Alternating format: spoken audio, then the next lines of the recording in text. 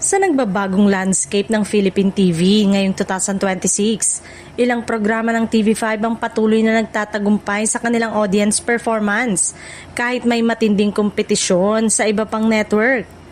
Ayon sa mga industry watchers, Itbulaga, Frontline Express at Frontline Pilipinas ang mga palabas na nananatiling matatag sa rating sa kabila ng pagbabago sa lineup ng TV5.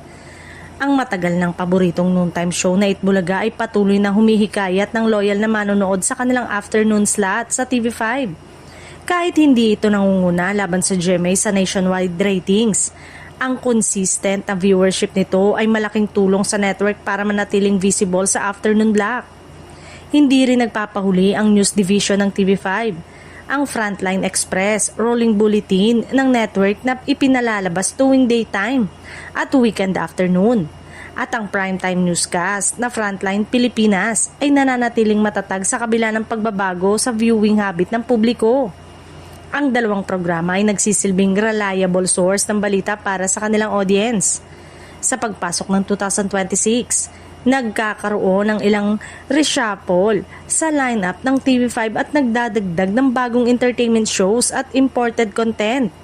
Sa kabila nito, nanatiling nasa kanilang established lot ang Itbulaga at ang news program na nagbibigay sa audience ng sense of familiarity at stability, kahalagahan ng consistency.